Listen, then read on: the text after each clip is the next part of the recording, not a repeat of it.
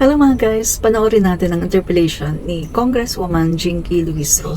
Tungkol po ito doon sa hearing na ginanap po para sa OVP. Pero obviously, wala na naman si Inday Lustay. At mga kaibigan wala din yung mga inimbitahan, no? At yung isa nga po, yung isa nga po na empleyado din ni Inday Lustay na chief of staff niya ay nasa ibang bansa na po, mga kaibigan, nakaalis na po ng bansa. So dito, talagang makikita natin na pinipigilan po ang pag-testify nitong mga empleyado ng OVP. Kung wala naman tinatago, bakit pinipigilan? So alam na po natin ang dahilan kasi takot po. Sa tingin natin, ang takot po yung secretary, no, si Inday Lustay, na baka sa pag-interpellate ng mga congressman at congresswoman na to ay madulas or makapagsabi ng totoo ang kanyang mga empleyado. Kaya natatakot at yun pinaalis yung kanyang chief of staff. Mga kababayan, ang sabi ko nga palagi, kung wala kang tinatago, bakit ka matatakot na humarap? Kung wala kang tinatago, unang-una, pupunta ka dyan at ipapaliwanag mo at dedepensahan mo ang sarili mo, pero hindi mo kayang gawin. Ngayon, yung mga empleyado mo, sila na nga lang ang iniimbita kasi ayaw mo pero ayaw mo rin silang papuntahin kasi takot ka na baka ilaglag ka nila. Baka katulad ng nangyari sa iba mong mga empleyado, di ba? Katulad kay Attorney Michael Poa, na tinanggal mo na siya sa pagiging spokesperson kasi nga nagsabi siya ng totoo. So mga kababayan, panoorin natin to. At tingnan nyo yung sinasabi po nito ni Congresswoman Jinky Luistro ay may katotohanan.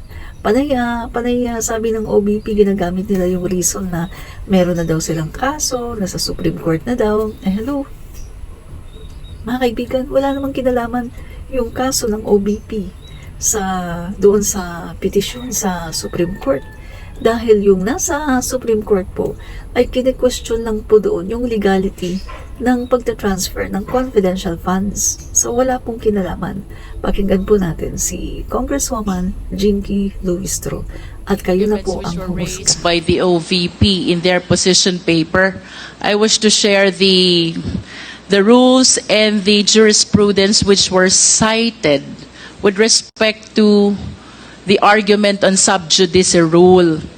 Isa po sa mga dahilan na ginagamit ng OVP why they refuse to attend our inquiry in aid of legislation is the rule on sub judice.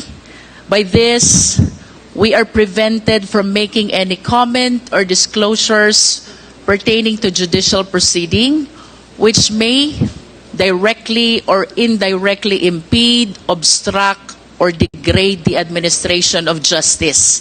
In Filipino, Mr. Chair, kapag ang subject matter is already pending in court, generally, we are precluded from making any comment. However, Mr. Chair, maliwanag po ang parameters when the sub judice rule may apply. And I wish to share, number 1, under Section 1 of the Rules on Inquiry in Aid of Legislation, the filing or pendency of a case before any court, tribunal, or quasi-judicial or administrative body shall not stop or abate any inquiry conducted to carry out a legislative process. Number 2, Mr. Chair, there is no pending court case or administrative appeal that involves the same subject matter of this hearing. I understand that there are pending petitions before the Supreme Court, but let us acknowledge that the subject matter of those petitions is the constitutionality of the grant of confidential fund to executive offices like the OVP and the DepEd. Whereas the subject matter of this investigation, Mr. Chair, is the utilization of the confidential fund. These are two different matters, Mr. Chair. And third, Mr. Chair, let us be aware of the jurisprudence on the case of Romero II versus Estrada. This is GR number 174-105, promulgated on April 2, 2009, which essentially states ongoing judicial proceedings cannot preclude or hinder congressional hearings in aid of legislation. In this case, it was held that the mere filing of a criminal or an administrative complaint before a court should not automatically bar the conduct of legislative investigation. Otherwise, Mr. Chair, it would be extremely easy to subvert any intended inquiry by Congress through the convenient ploy of instituting a criminal or an administrative complaint. Surely, the exercise of sovereign legislative authority, of which the power of legislative inquiry is an essential component, cannot be made subordinate to a criminal or administrative investigation. In conclusion, Mr. Chair, there is no leg to stand on where the OVP can raise the rule on sub judice. I submit, Mr. Chair. Thank you, Congresswoman Luistro. O, di ba? Meron pa po. So, mga kaibigan, talagang ayaw umattend ni Inday Lustay. At ayaw din niyang pa-attend ang kanyang mga empleyado. So, simple lang, may kasalanan. Kasi kung wala kang kasalanan, hindi ka takot na humarap.